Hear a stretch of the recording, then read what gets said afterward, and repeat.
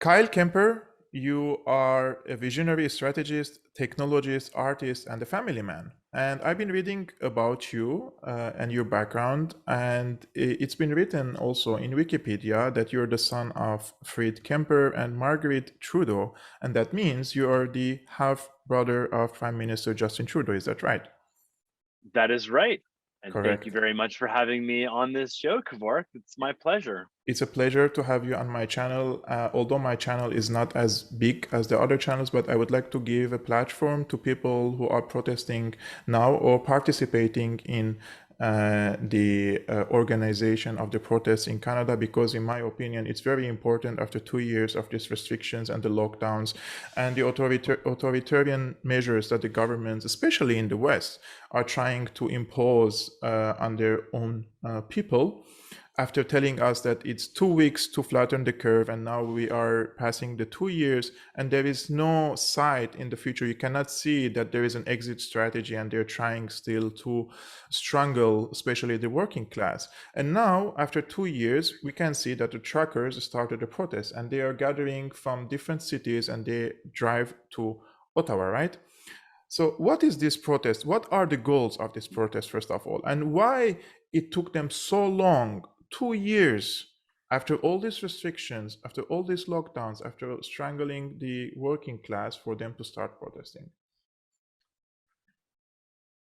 That's a great question. And there isn't like a really easy answer to it. I think, yes, we are 2 years. We're like approaching 2 years for like most people having been kind of like in this. I think, that'll come like, March, April is when really like, the hammer dropped, on the Western world, and the world in general. But I think in the very beginning, a lot of people just didn't know, and like we were scared and we were concerned because it was a very effective campaign to instill fear in the population and to make them believe that there was this existential threat to humanity, and that and while being primed for this idea that, okay, be really afraid of this virus or whatever, and then be hopeful about this vaccine because that's the only way through. And it seemed like it was primed from the very beginning. And Event 201 in October 2019 clearly outlined that this was what they were preparing for, and they had an entire strategy for how to roll it out. And if anybody is not familiar with Event 201, do some research, check it out. Plandemicseries.com is a great place to learn more about that. But in terms of the the truckers and what took them so long, or what we want to say, I mean, I think it was finally like the thing that triggered like this was, okay, we're going to mandate truckers to have the vaccine or the fake Mhm. vaccine in order to be able to engage in their line of work, in order to be able to cross the border back and forth. And like they float around this number of 90% of the truckers have subjected to that. I don't really believe that. That number seems to come from a private sector trucking alliance association, and I don't think and based on what I've heard, I don't think it really represents that. We also don't have any real transparency in the data, so like I take those numbers with a grain of salt. Mhm. But I like the thing that seems to really be happening though is people have just had enough. And like and as soon as like the energy of the convoy began, and it started like capturing people's hearts and minds, and like providing a little bit of hope, that hope became infectious. And all of Canada, now the world, is seeing this trucker convoy as a peaceful demonstration slash rally slash, it's kind of turned into almost like a festival in Ottawa, Yes. where people are coming together in a radically inclusive manner to like stand up for what it means to be a free human. Because our government in Canada, the Liberal Party, the Conservative Party, the public health institutions, the private sector, fueled by massive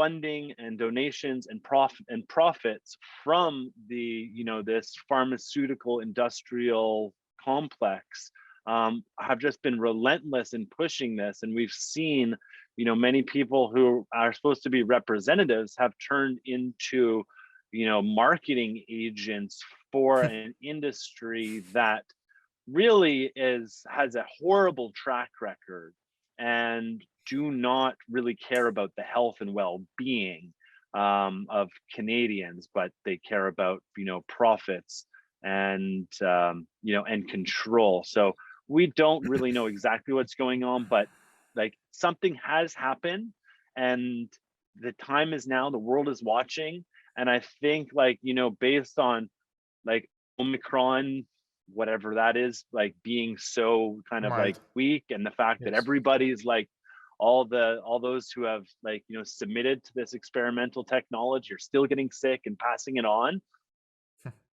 It's like, come on, enough is enough. Like, Kai, the story doesn't add up.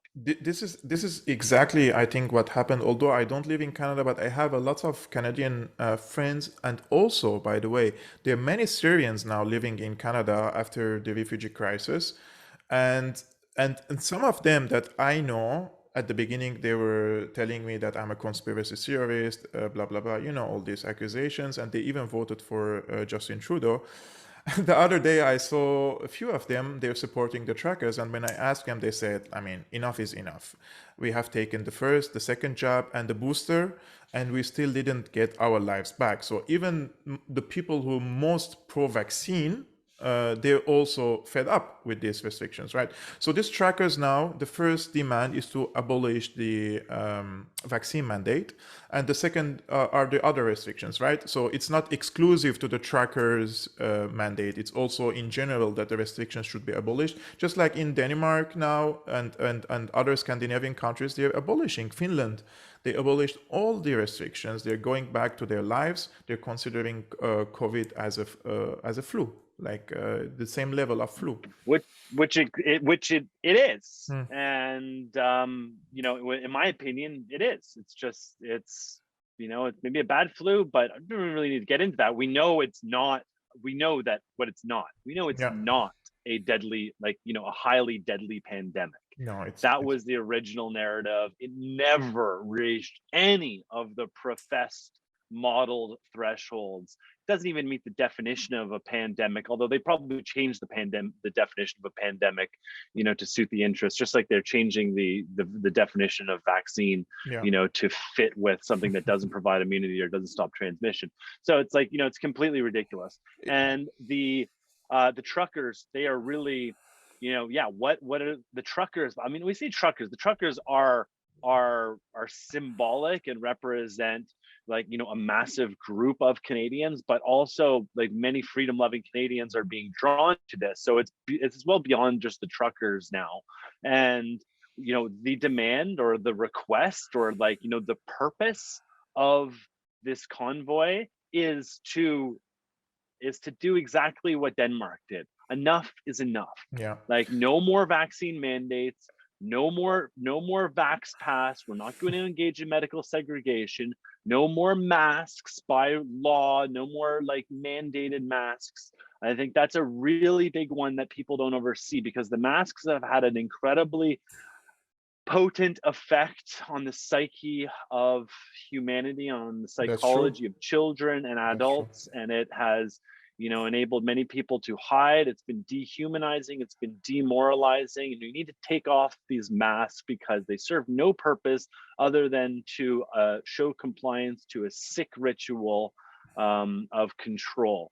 And I have children, and my children being in school wearing masks all day, absolutely not. Done with that. So children have been pulled out of school, and we are homeschooling them, and really viewing education as an opportunity to teach empathy, critical thinking, and skill mastery, Yeah.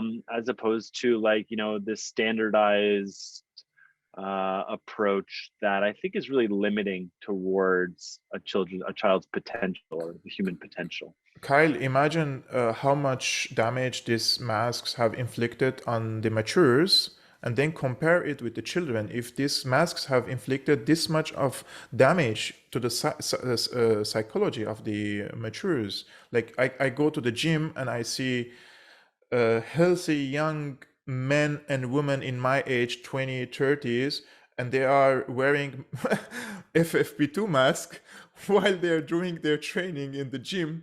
Although even the WHO, which is also biased because of the funding, they warn the people not to wear masks during this sport, but they still do it. But the question here is, I received criticism because today I said I'm inspired by the protests in the tracker protests in Canada, and some people said, be careful with whom you are sympathizing with, because these people are white supremacists and they hate you for who you are, which means like I'm a Middle Eastern person. So what do you say about the accusations of white supremacy among the trackers? And would I be hated if I joined the trackers one day in Canada? No way, man. You wouldn't be hated at all. You're absolutely welcome. This is But I'm not white. it's a unification movement.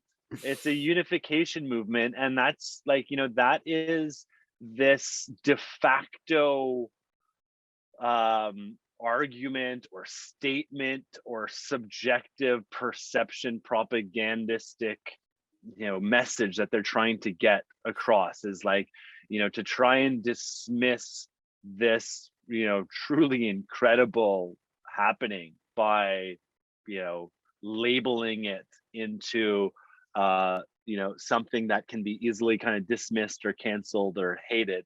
And I think that's just that's this identity game that that has been played out by the the corporatocracy and the woke media, is identities, and try and like put people into little boxes and have them Tribalism. identify with little boxes, so that they're instantly against each other, so that when you meet a human, you don't look into their heart and you don't connect with them, but you try and say like, oh, are you in this box or this box or this box or this box, so that but ultimately it's divisive. And in that old adage, like divide to conquer, that is what we're seeing. And it's unfortunate that people are that message is sticking, but it's important to understand too that a lot of people are under like deep hypnosis from potentially a lifetime of media programming, and it's not easy to wake up from that hypnosis and see. You can you can show them the truth, you can tell them the truth, you can show them primary footage, you can show them facts, you can show them evidence, but there comes a certain point within hypnosis where you have been programmed with the same message over and over and over, and you have been lied to for so long that it's not even to the point where you'll question the lie, like you believe in the lie, but then you'll also defend the lie. Yes. And then you become an agent of the machine towards censoring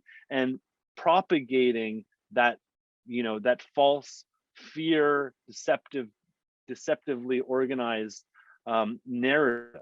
And so like we need to just like, when people say those kind of things, it's important to say I disagree for these reasons, and then ask questions that help people on their own journey learn the truth, because the truth cannot be told, it can only be kind of learned from within.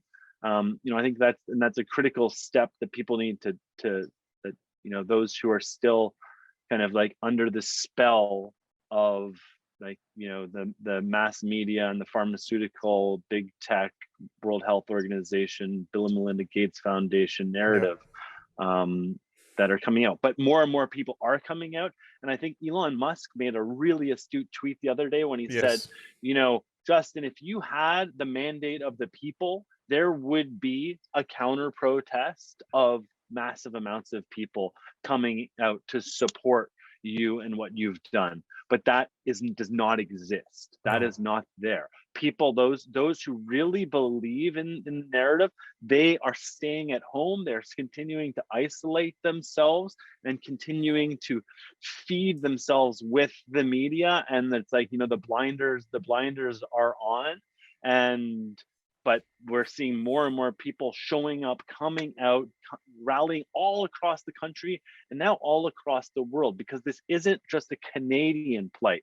This is a global plight. Yes. America, United States, America, Canada, France, Australia, like the whole world, everywhere we've been under this thing. So, people are looking for hope and opportunity. And what we've seen with the truckers is that they've created this, this new model, and it's very powerful because trucks are very big and they make a lot of noise, and they're something that we've all seen in our lives, and they're critical to the infrastructure of society functioning.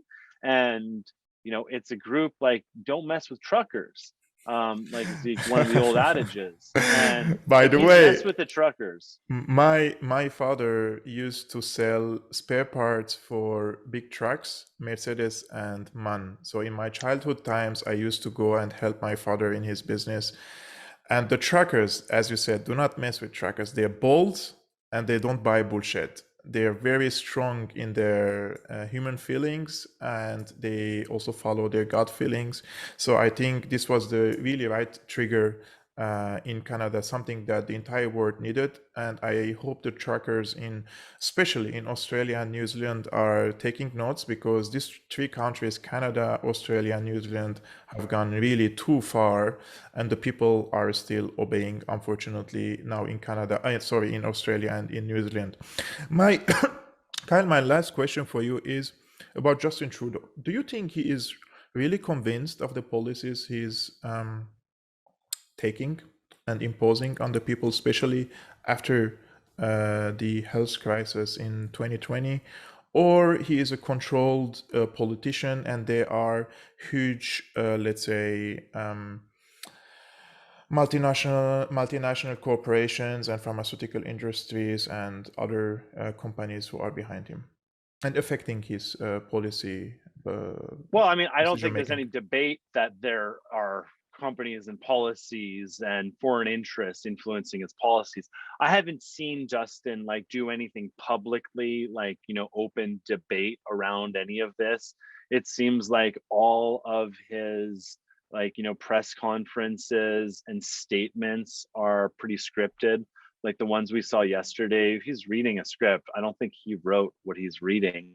So like, at the end of the day, he's just kind of like, the voice and face of these pharmaceutical corporate globalist interests that are decidedly anti-freedom and and anti-liberty, and seek to dominate and control. And it's the latest step in a long kind of heritage of dominance and control.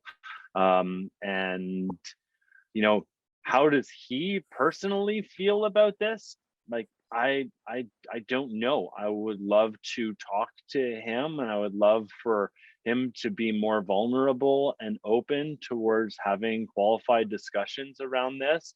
But I feel like Justin is like, I feel way more free than I think Justin is. I Mhm. think, like we're standing up for freedom, and honestly, like we're standing up for his freedom too, because right now he's not a free man. Like, he also like, it really hurts for me because, I mean, I love Justin and I love his wife and I love his kids. Like, his kids are amazing and they're beautiful. And like to see like all the anger and resentment. I mean, I understand it and I feel it's justified, and I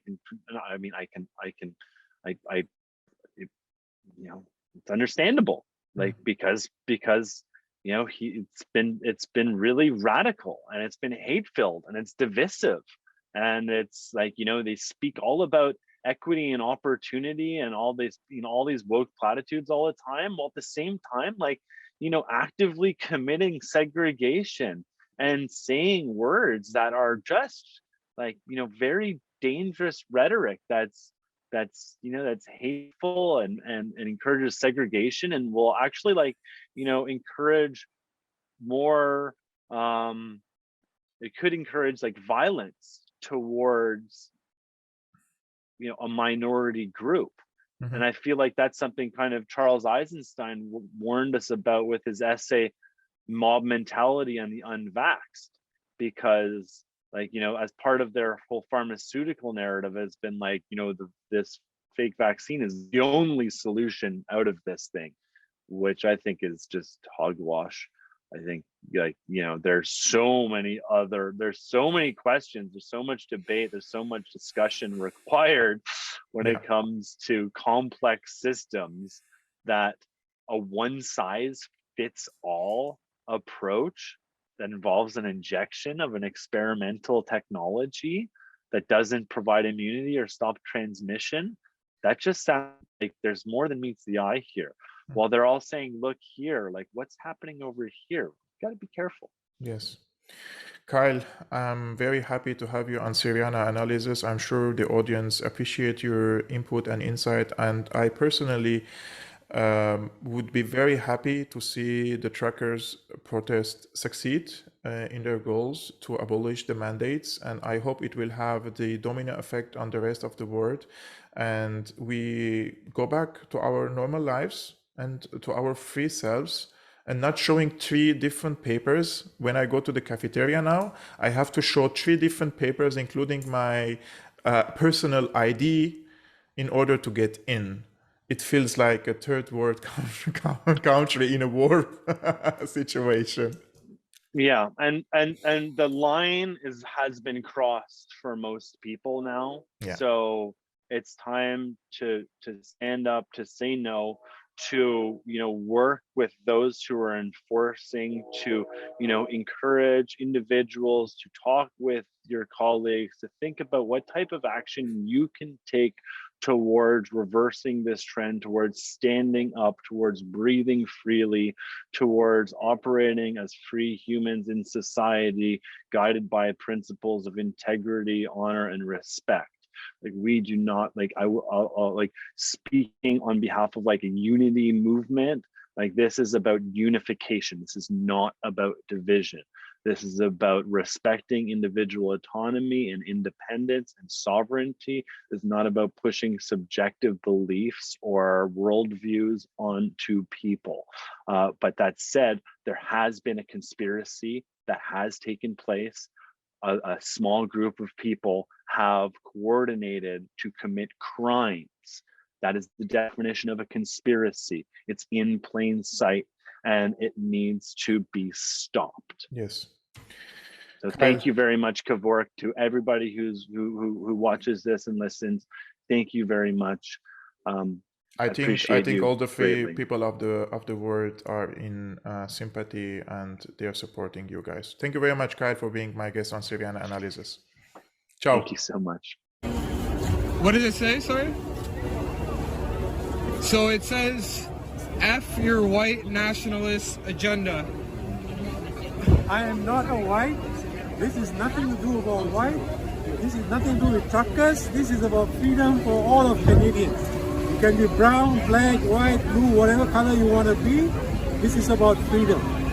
And Trudeau has no right to put us in this condition of mandates throughout the country. Children are not going to school. It's a terrible thing to do.